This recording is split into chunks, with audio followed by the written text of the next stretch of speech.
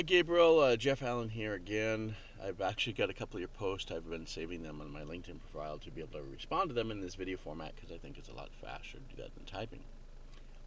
And you did one a couple days ago, or yesterday, on polarization and fear are poisons in our industry. And you talked about your mom and getting her effort of getting back into translation after a little hiatus. And then you talked about the whole thing, getting over the fear, or getting over the fact of being replaced by Gen AI, and that she's now become an advocate of using that when she kind of figured how to use that in her job, right? And it's funny how this really relates to I've been actually advocating for machine translation post editing for 30 years. I mean, and I remember when I was in the Lantra discussion list for translation back in 1997 to like 2000 ish, and trying to explain to translators back then on that list how machine translation can be used and how it's not replacing them, it can be a tool. That was back when the whole Babelfish came out. So, and and the whole report on Clinton, all that with Monica and all that stuff. I mean, all that was the machine translation was used to translate that report. And then then Prezi.com. I've done a lot of posts on Prezi.com. I'm my pseudo on that is MT Post Editing. So you just look up MT Post Editing and you find me, right? And I've made a lot of posts on machine translation post editing for since the year 2004 or five, right? Probably 1,000 posts or more, 2,000 posts, I don't know. And so I've been advocating and explaining machine translation as a tool for people to use, and I've been explaining how you can do it. The thing is, it gets a lot of bad reputation and bad rap because of Google, right? Of seeing it on Google and seeing and using the online translation systems, whereas behind the scenes, we've been developing some more customized ones for business and industry and governments for decades, where it can be productive. The problem is you can't share the content. That's the biggest problem, right? I finally organized. After doing a bunch of publications, I was showing my MT post editing speed in a number of different publications, giving my speed, they gave me a productivity and all that. Both in machine translation, just with dictionary building, basically, and then doing it with post editing or not, and showing the speed that you can get around from that.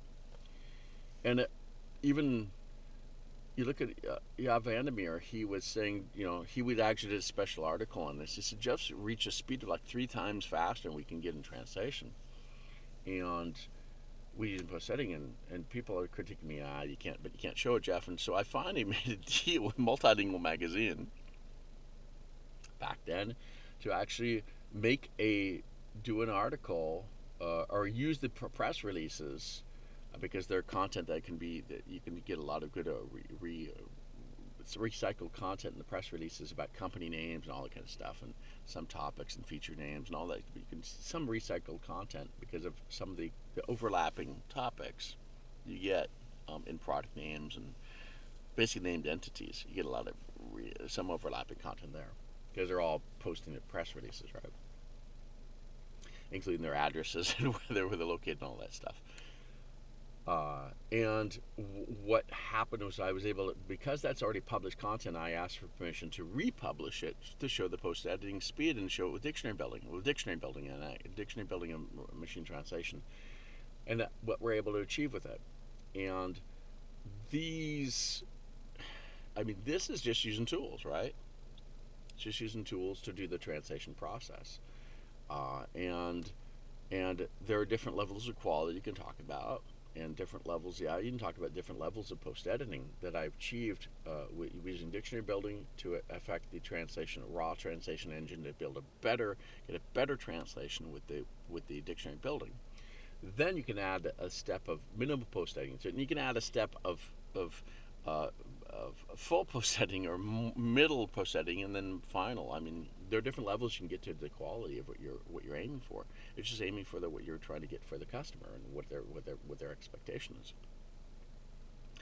So, and it all comes back down to here, and I think that the new motto that I'm hearing a lot in AI is AI won't replace you, or generative AI won't replace you. It's someone using AI intelligently will replace you.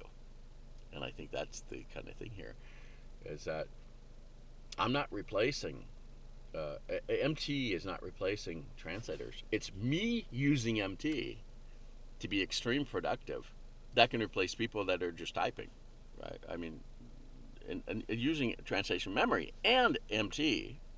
MT is actually a type of machine translator. Translation memory is a type of MT, and they get a whole article on that, but articles on that. But using the technologies to be able to